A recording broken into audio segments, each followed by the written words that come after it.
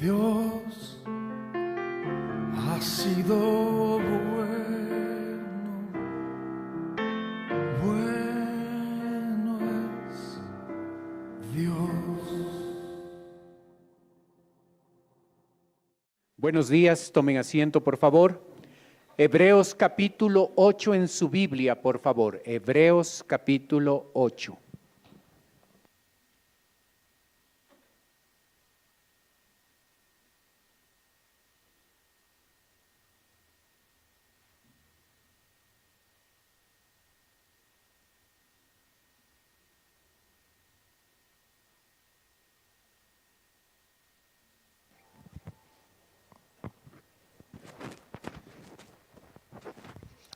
Empezamos en el versículo 1, por favor. Hebreos capítulo 8, verso 1. La Biblia dice: ahora bien, el punto principal de todo lo que venimos diciendo es que tenemos tal sumo sacerdote, el cual se sentó a la diestra del trono de la majestad en los cielos, ministro del santuario y de aquel verdadero tabernáculo que levantó el Señor y no el hombre. Porque todo sumo sacerdote está constituido para presentar ofrendas y sacrificios, por lo cual es necesario que también éste tenga algo que ofrecer. Así que, si estuviere sobre la tierra, ni siquiera sería sacerdote, habiendo aún sacerdotes que presentan las ofrendas según la ley, los cuales sirven a los que es figura y sombra de las cosas celestiales, como se le advirtió a Moisés cuando iba a erigir el tabernáculo, diciéndole: mira, haz todas las cosas conforme al modelo que se te ha mostrado en el monte. Pero ahora, tanto mejor ministerio es el suyo, cuanto es mediador de un mejor pacto establecido sobre mejores promesas. Empezamos una nueva sección en capítulo 8. El tema continúa, está hablando de la grandeza de Jesucristo como sacerdote. Pero hay un énfasis particular que se va a poner en este capítulo y por eso el texto dice el punto principal de lo que venimos diciendo. Se muestra aquí 3 razones de por qué Jesucristo es nuestro gran sumo sacerdote. La primera se encuentra en los versos 1 y 2, los volvemos a leer, dice: ahora bien, el punto principal de lo que venimos diciendo es que tenemos tal sumo sacerdote, el cual se sentó a la diestra del trono de la majestad en los cielos. ¿Por qué Jesucristo es un sacerdote superior a otros sacerdotes? Porque Él está sentado a la diestra del trono de Dios. El lugar de más alto honor que existe es a la diestra de Dios el Padre. Y el único que puede ocupar ese sitio es Jesucristo, nuestro gran sumo sacerdote. Ninguno de los sacerdotes a lo largo del tiempo, a lo largo del Antiguo Testamento y Nuevo Testamento pudieron ocupar este lugar. Es un lugar exclusivo, es un lugar especial, es un lugar de el más alto honor, y este lugar está restringido para Jesucristo. Desde ese sitio donde Jesucristo se encuentra hoy, a la diestra de Dios el Padre, Jesucristo está trabajando como sumo sacerdote para nosotros. Vamos a ver cómo es su trabajo. Jesucristo no terminó su labor al morir en la cruz de Calvario. Al morir en la cruz de Calvario y resucitar, nos salvó, nos dio vida eterna. Pero Él continúa desde ese momento sentado a la diestra de Dios el Padre, ahora trabajando como nuestro sumo sacerdote. Es interesante que mientras se está describiendo esta función de Jesucristo como sumo sacerdote, se llega a citar el Salmo 110, verso 1.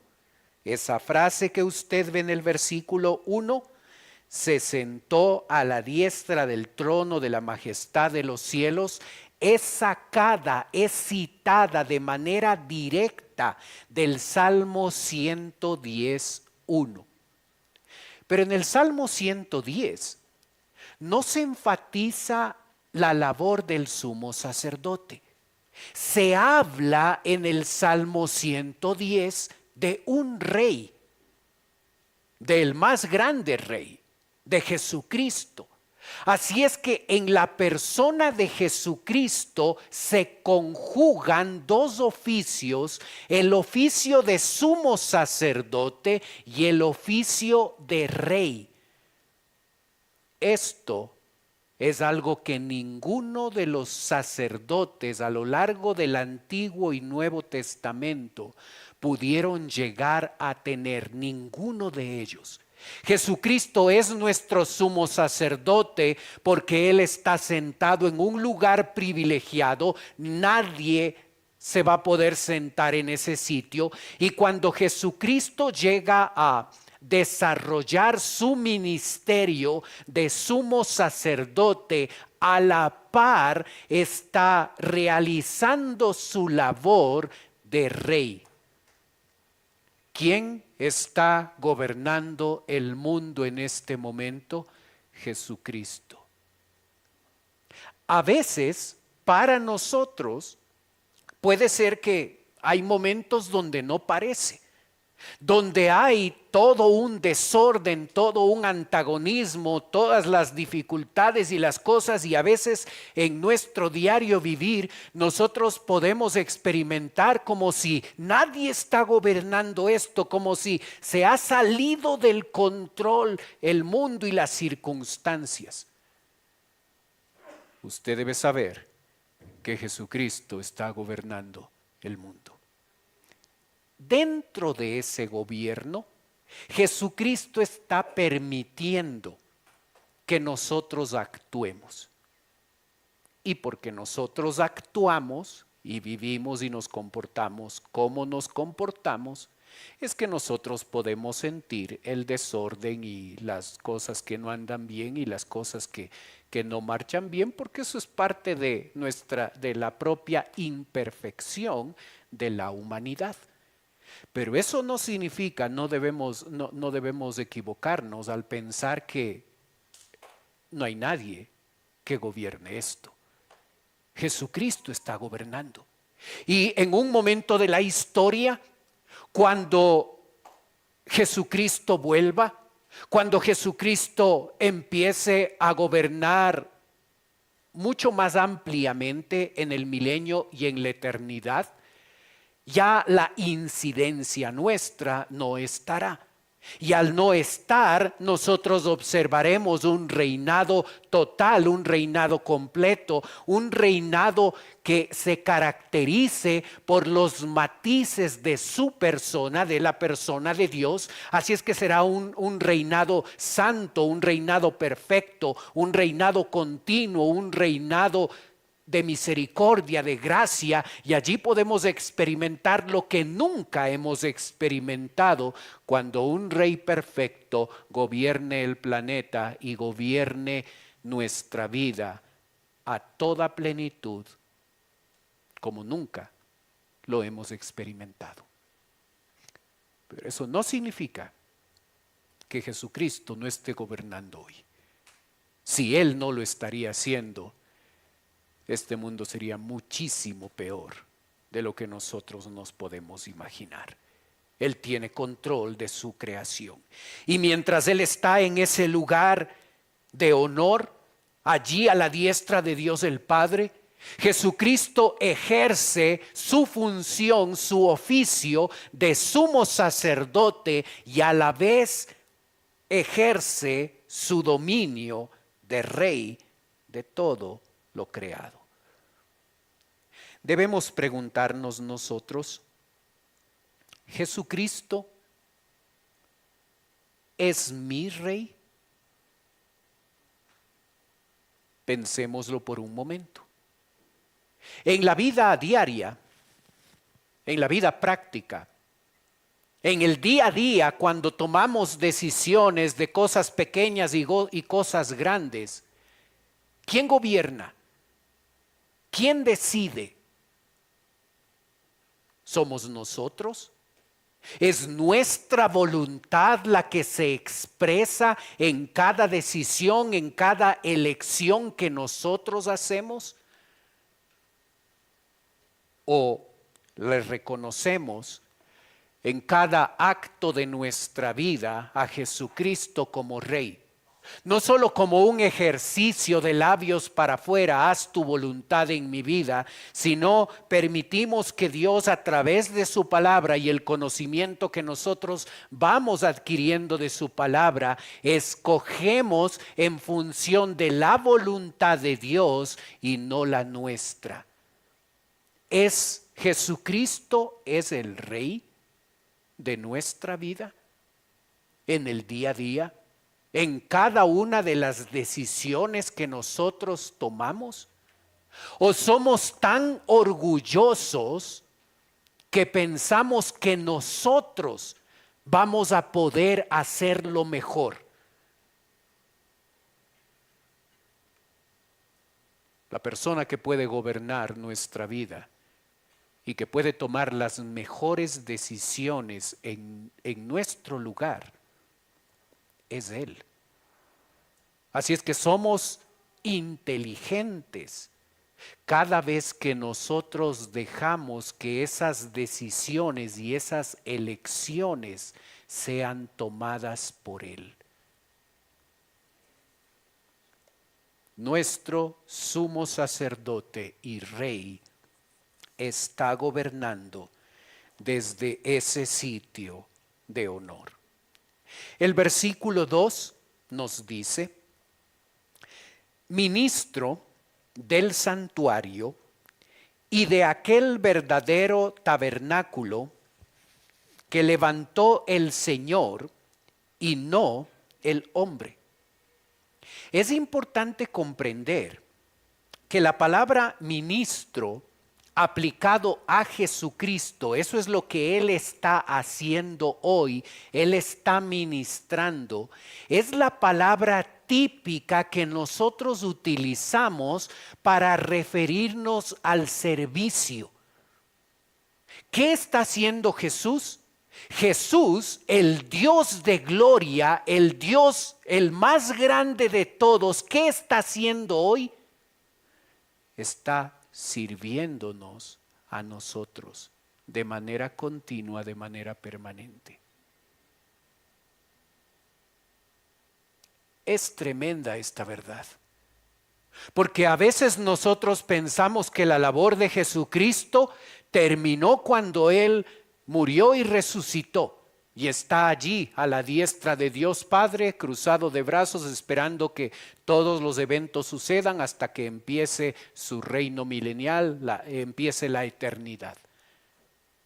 Debes saber, o debes recordar, si ya lo sabes, debes recordar que Jesucristo en este instante está continuamente activo, cumpliendo su función de rey y cumpliendo su función de sumo sacerdote. Ese es el oficio que se está destacando aquí. Su función de sumo sacerdote mientras se encuentra a la diestra de Dios Padre. Jesucristo de manera continua, el Dios de gloria, nos está sirviendo a nosotros.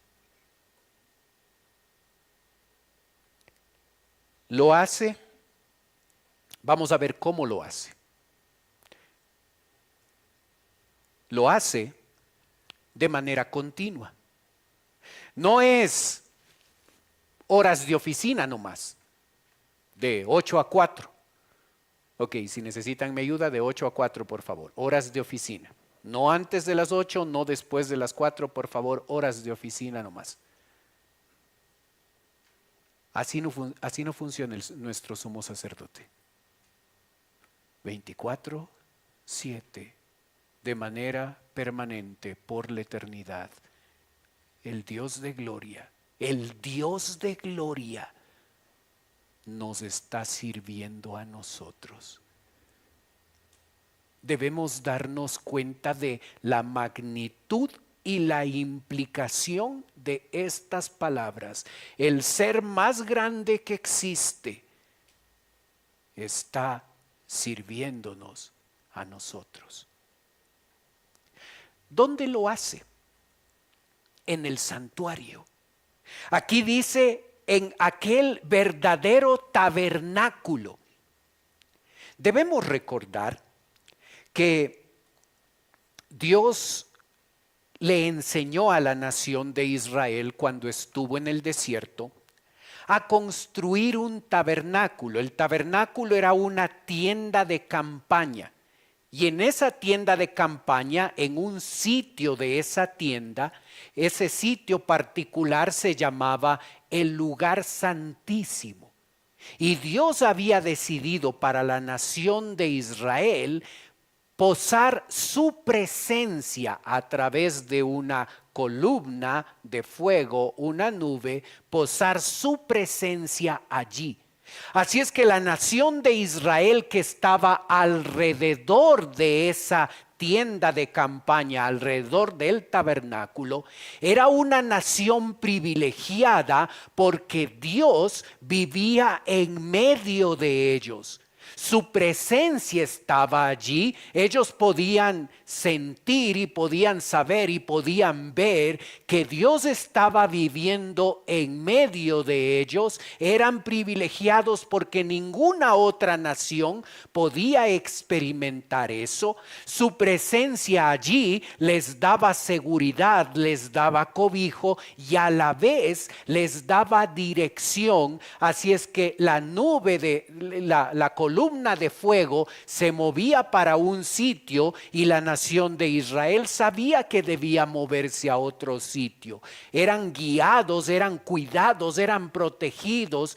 Dios les proveía lo que necesitaban porque la presencia de Dios estaba en medio de ellos.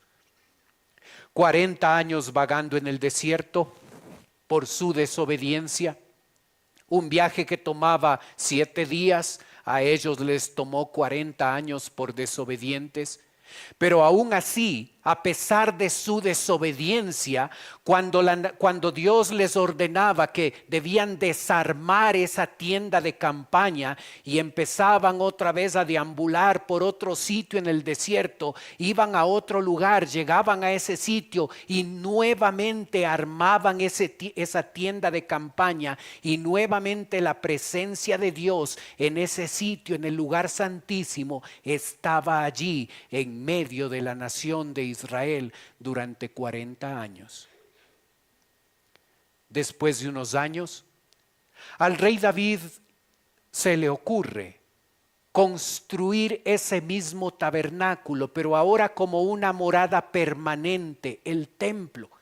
Y a través de él y a través de Salomón se construye un lugar ya permanente, el templo. Y allí, en ese sitio, la presencia de Dios de manera permanente. Después el templo es destruido y vuelven otra vez a construirlo. Y por eso en el Nuevo Testamento observamos otra vez ese mismo templo. Se llama el templo de Herodes porque Herodes ayudó en parte a construir ciertos sitios, ciertas instalaciones, edificios de ese templo. Y en el primer siglo la nación de Israel continuó experimentando el hecho de que en ese templo, en el lugar santísimo, la presencia de Dios estaba allí, Dios en medio de nosotros. Cuando la iglesia, es decir, cada creyente, cada uno de nosotros, empiezan a recibir a Cristo allí en el primer siglo y Dios empieza a edificar su iglesia. Hay un cambio. Ahora Dios ya no va a residir en una tienda de campaña, ni en un templo permanente. Ahora nosotros vamos a ser el templo. Él va a vivir en nosotros. De la misma forma que vivía en el tabernáculo o en el templo, ahora nosotros somos templo de Dios. Ahora nosotros somos casa de Dios. Y en cualquier lugar en el que nos encontremos, Dios está en medio de nosotros. En cada sitio donde estamos, Él está aquí, en nosotros. No hay más alto honor que ese, que Dios haya decidido pasar de vivir en una tienda de campaña, luego en un templo, y ahora decida vivir en nosotros. Donde quiera que tú vayas, Dios está contigo porque Dios está en ti. Donde quiera que tú vayas. Así es que este no es el templo. No está mal llamarlo así. No está mal llamar templo o llamar iglesia, pero debemos entender que somos nosotros, todos los creyentes, todos los que hemos recibido a Cristo, que nosotros podemos experimentar lo que significa que Dios viva en nosotros. Debemos ser conscientes cada día de que Él está con nosotros. No es que puedo ir a un lugar y esconderme y participar de una actividad que yo ya sé que es incorrecta, que está mal, y pensar que Dios no se va a enterar porque Él está en mí. Y Él sabe lo que yo estoy haciendo, aun cuando no esté en este lugar, en estas cuatro paredes. El verso 2 dice que Jesús está ministrando en un santuario, en el verdadero tabernáculo que levantó el Señor y no el hombre. En la presencia de Dios el Padre, allí está ese tabernáculo, allí está ese templo, Dios vive allí. Y Jesucristo, al estar a la diestra de Dios el Padre, desde allí, desde ese templo, es desde donde Jesucristo está ministrándonos hoy. Se llama el tabernáculo verdadero, no porque el tabernáculo que construyeron la nación de Israel y luego David y luego Salomón y luego con la ayuda de Herodes el templo en el primer siglo hayan sido los tabernáculos o los templos falsos. Esa no es la idea. A ese tabernáculo que está en el cielo se le llama tabernáculo verdadero porque es el original, y de ese tabernáculo original, ese tabernáculo, ese templo le mostró a Moisés cuando él estuvo en el monte y Dios le dijo: haz una copia de este tabernáculo celestial. Y cuando construyeron esa tienda de campaña o construyeron el templo en el Antiguo Testamento o en el primer siglo del Nuevo Testamento, todos esos templos eran una copia del original, de aquel que está en la presencia de Dios, el tabernáculo celestial que no es hecho por hombre, sino fue construido por Dios mismo. ¿Desde qué sitio sirve Jesús? ¿Sirve Jesús a nosotros? Desde ese templo celestial. Verso 3.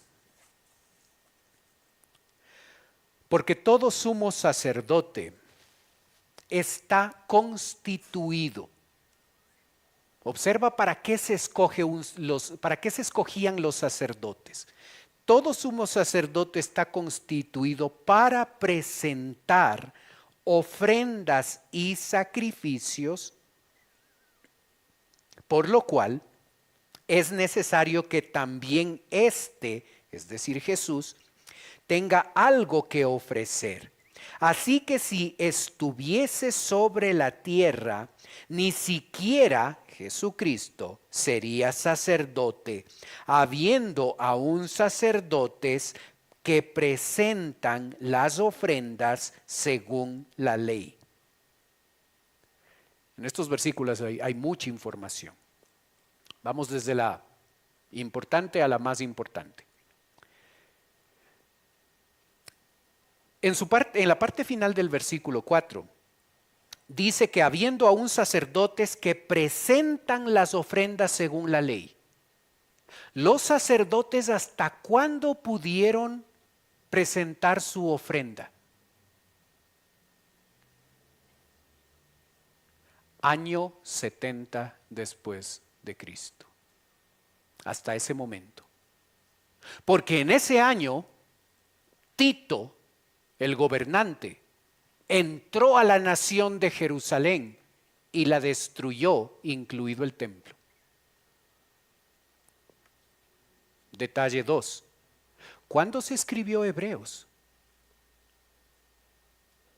Antes del año 70, porque el autor de Hebreos relata el hecho de que habiendo aún sacerdotes que presentan las ofrendas según la ley. Dos detalles importantes. Vamos a los más importantes. Verso 3. Porque todo sumo sacerdote está constituido para presentar ofrendas y sacrificios, por lo cual es necesario que también éste tenga algo que ofrecer. La diferencia, la segunda razón de por qué Jesucristo es sacerdote más grande que los otros sacerdotes es porque los sacerdotes del Antiguo y Nuevo Testamento, de manera continua, de manera permanente, de manera diaria, tenían que presentar sus ofrendas, sus sacrificios. Jesucristo viene a presentar una ofrenda que es la de más alta calidad, que solo necesita ser presentada una vez, porque esa ofrenda es Él mismo. Y Él muere en la cruz de Calvario. ¿Por qué Él es el más grande? Porque su ofrenda no tiene comparación. La ofrenda que Él presenta es tan grande, es tan significativa, es tan transformadora que tiene que hacerlo una vez y para siempre. Y cuando Él se ofrece, Él como sumo sacerdote se ofrece a sí mismo como ofrenda en la cruz de Calvario, llega a producir que esa ofrenda, que su misma persona pueda perdonar pecados a todo aquel que se acerca con fe. ¿Estás buscando acercarte a Dios?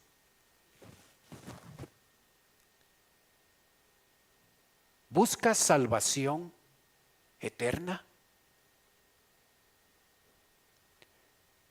No la vas a encontrar en una nueva religión.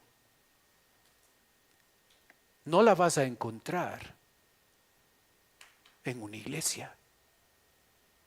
La vas a encontrar en una persona, en Jesucristo.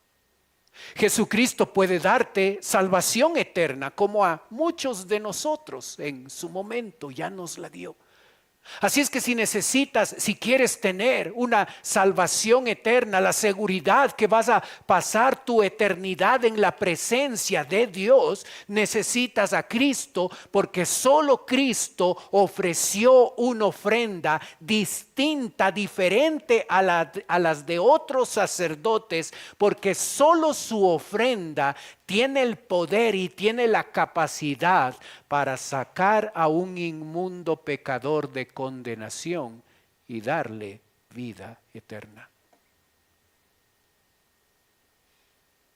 Si no estás seguro de tu salvación, ven a Cristo. Si no estás seguro de dónde vas a pasar tu eternidad, ven a Cristo.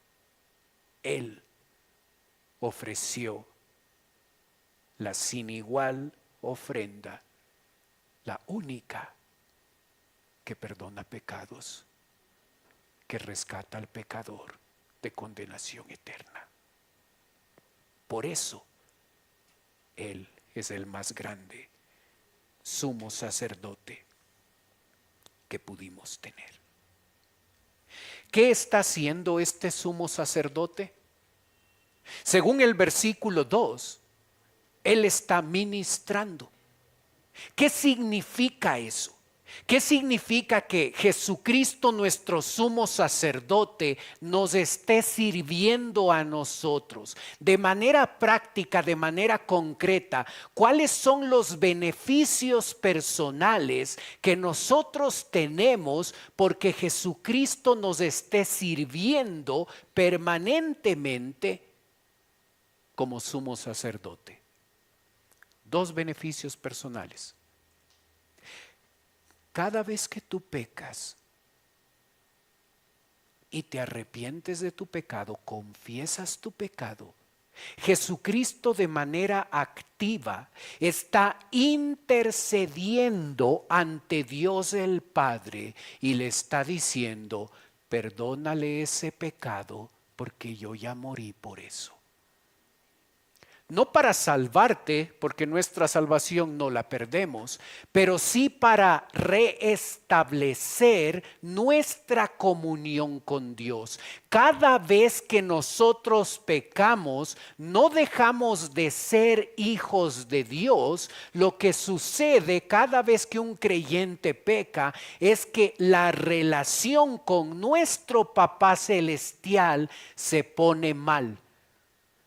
Como esposo y esposa, cuando nos peleamos, no dejamos de ser esposos, pero la cosa está mal. Así es que tenemos que ponernos de a buenas y otra vez funciona bien el matrimonio en la casa. Así es que cuando pecamos, no dejamos de ser hijos de Dios, pero sí hemos hecho algo que daña nuestra relación con Dios. Y cada vez que nos acercamos a Dios y confesamos nuestro pecado, Jesucristo, nuestro sumo sacerdote que nos está sirviendo, le dice a Dios el Padre: yo ya morí por ese pecado. Y nos ponemos de a buenas otra vez con nuestro papá.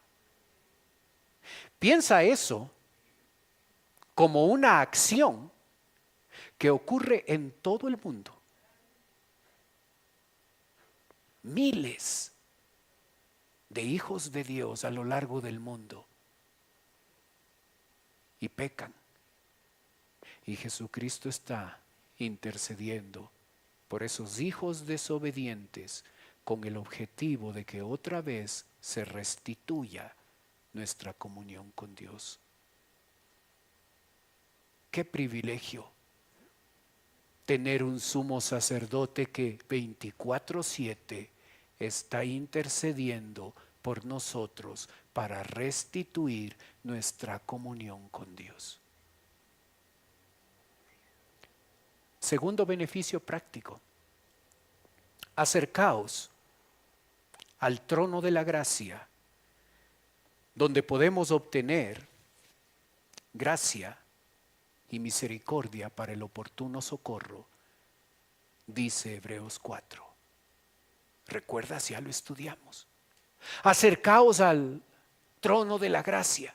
Así es que cuando tú estás luchando con una circunstancia en tu vida, tú puedes llegar a ser un creyente tan orgulloso que llegas a pensar: yo puedo resolver esto, yo he estudiado esto, yo tengo la sabiduría o el buen juicio o el conocimiento que se necesita para resolver este problema, esta dificultad. Si eres un poquito más inteligente: yo no puedo hacer esto. Yo puedo acudir al trono de la gracia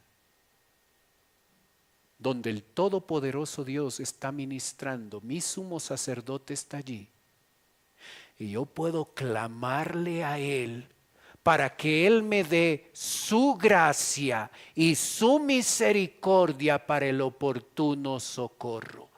Puedes ser orgulloso y tratar de hacerlo a tu manera, o puedes ser humilde y puedes aceptar cada uno de nosotros nuestra propia incapacidad y acudir al trono de la gracia para que Dios nos otorgue su gracia, su ayuda, su misericordia, y estas circunstancias que estamos enfrentando puedan ser enfrentadas con la ayuda de nuestro sumo sacerdote. Cada día puedes hacer eso, porque nuestro sumo sacerdote está trabajando para nosotros, por nosotros, 24/7. Qué tremendo privilegio. Si tú te das cuenta quién eres y te das cuenta quién es Él, el más grande nos sirve a los más pequeños, a los que no se merecen. Ningún sumo sacerdote hizo eso. Él sí. Tenemos el privilegio y la bendición de tener a un Dios que no solo quiso salvarnos allí en la cruz de Calvario, sino que entiende nuestras limitaciones y nuestra lucha y nuestras luchas, y por eso Él tiene un ministerio activo y permanente allí en el santuario celestial, desde donde nos está ministrando a nosotros, desde donde nos está sirviendo a nosotros, dándonos la gracia que necesitamos, la misericordia que requerimos para vivir una vida que le agrade a Dios. La próxima vez que tú y yo decimos, yo no puedo con este pecado y con esta situación, acude a acude al trono de la gracia, donde vas a recibir la gracia y el oportuno socorro, elementos esenciales donde Dios te ayuda a poder enfrentar circunstancias y vivir una vida santa y una vida diferente. El verso 6 nos da la tercera razón de por qué Jesucristo es el más grande. Pero ahora, tanto mejor ministerio es el suyo, cuanto es mediador de un mejor pacto, establecido sobre mejores promesas. ¿Observas la repetición de la palabra mejor? Eso no es porque le faltaba vocabulario al escritor de Hebreos. Es por énfasis. Mejor ministerio, mejor pacto, mejores promesas. Y esta mención de mejor ministerio, mejor pacto y mejores promesas es una mención del escritor de Hebreos, y va a tomarse desde capítulo 8, verso 7, hasta capítulo 12, verso 3, para explicarnos esto. Así es que tranquilo, vamos a ver estos temas muy bien desarrollados. Lo está mencionando como una introducción de lo que va a hacer. Pero ¿sabes lo que dice acá? Mediador de un mejor pacto, de mejores promesas. ¿Sabes lo que es un mediador? Nosotros los utilizamos frecuentemente. Si tú tienes una amistad en algún lugar y quieres hacer algo, una persona que está allí adentro puede ser un buen mediador para ti. Les he comentado algunas veces que fui a hacer un trámite de la licencia, de algún trámite por la Occidental, y fui, hice fila, me dijeron no, hay un problema aquí. ¿Qué ¿Qué necesito? Ok, tiene que volver con esto. Volví, hice fila otra vez, no se solucionaba. Llame por teléfono.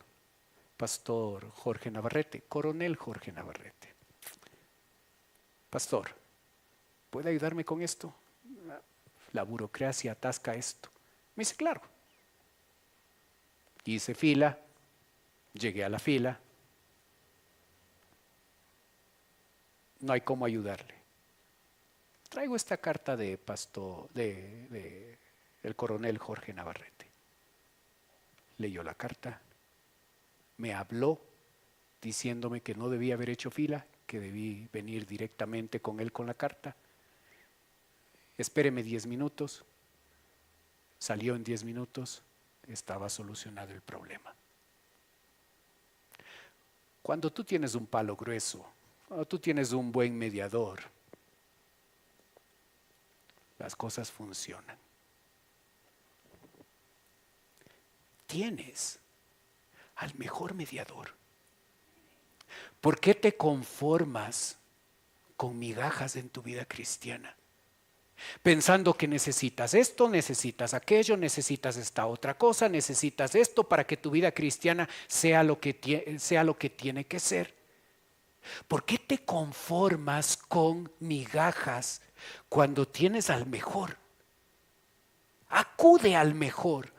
Su trono está abierto, su trono es el trono de la gracia, no el trono del juicio, es el trono de la gracia. Y cuando nos acostumbramos a acercarnos al trono de la gracia, Dios nos da gracia y misericordia para el oportuno socorro. ¿Por qué buscamos migajas cuando tenemos al mejor mediador? Acudamos al trono de la gracia. Jesucristo, el gran sumo sacerdote, está sirviéndonos desde el santuario verdadero, y solo tenemos que acudir a ese trono y obtener lo que necesitamos para vivir como debemos hacerlo.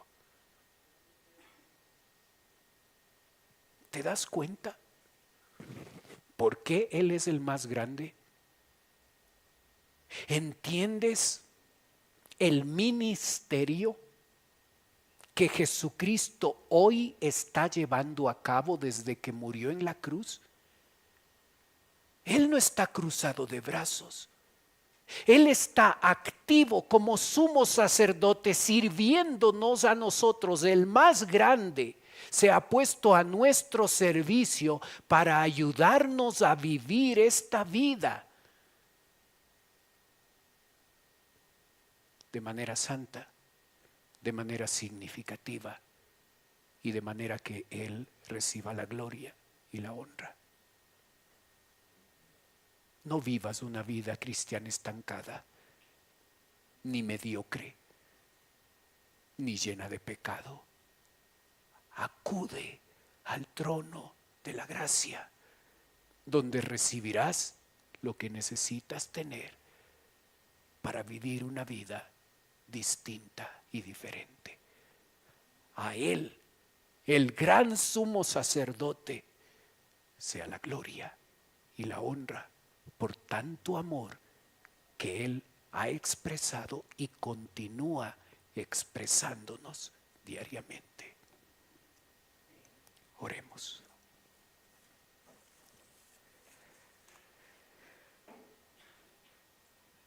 Padre Celestial, gracias por los privilegios que nos has dado. Gracias, Señor, porque nuestro corazón se llena de gratitud y de adoración a ti al comprender tanto amor de tu parte a nosotros. Ayúdanos a tomar lo que hemos aprendido y a vivir de acuerdo a estos principios. Gracias, Señor, porque eres nuestro sumo sacerdote. Gracias porque tienes un ministerio continuo, permanente en beneficio de nosotros. Y cada día podemos acudir a ti, a ese verdadero tabernáculo, a ese trono de la gracia, para obtener los mejores recursos, tu gracia y tu misericordia, y así vivir una vida que te glorifica. Te damos gracias por lo que nos enseñas. Padre Celestial, te doy gracias por las personas que nos visitan. Señor, tú conoces sus motivos de oración. Conforme a tu voluntad, yo ruego que contestes sus oraciones. Te pido, Padre, sobre todo este instante donde van a estar escuchando el Evangelio. Si ellos todavía no te conocen como Salvador, yo te ruego que hoy sea el día de salvación. Te ruego, Padre, por nosotros, tus hijos, que ya te conocemos. Ayúdanos, Señor, a aprovechar el privilegio del ministerio que tú estás llevando a cabo en este instante. Pedimos tu bendición. Oramos en el nombre de Cristo Jesús. Amén.